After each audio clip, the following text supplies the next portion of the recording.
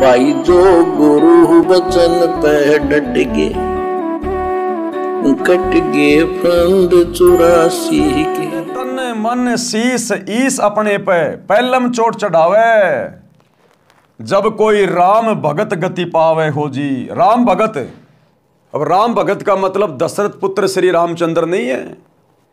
राम उस परमेश्वर की उपमात्मक पदवी का नाम है।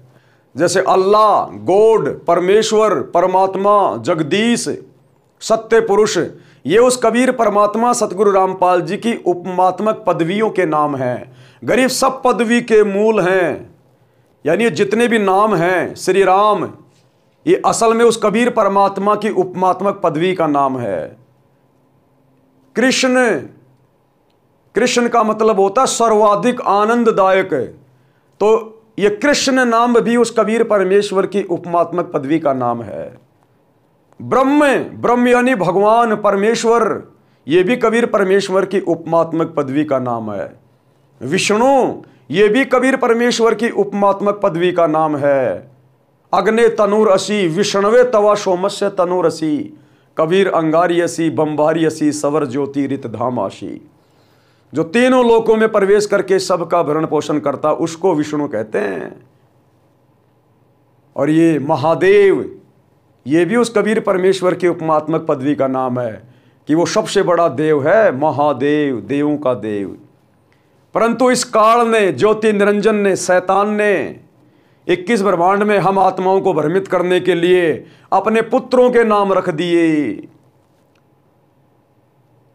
इन अवतारों के नाम रख दिए, कृष्ण, राम, ब्रह्मा, विष्णु, महेश, महादेव, जबकि ये सारे नाम इस कबीर परमेश्वर सतगुरु रामपाल जी की महिमा के उपमात्मक नाम हैं। लेकिन काल ने तो हमें भ्रमित करना है।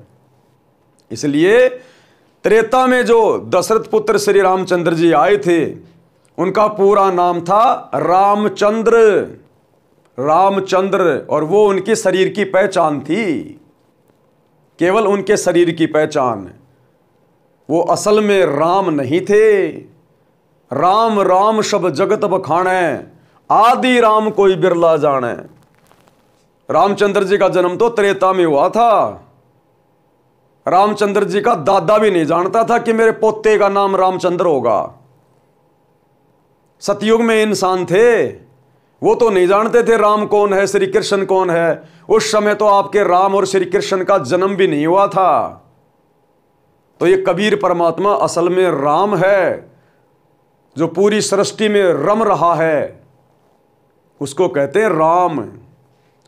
तो ये गुरुदेव भगवान की उपमात्मक पदवी का नाम है राम। कि जब कोई राम भगत, यानी उस कबीर परमात्मा का भगत, जब वो सतगुरु रूप में आते हैं, उस समय जो उनकी भक्ति करेगा उनका भगत कहलाएगा।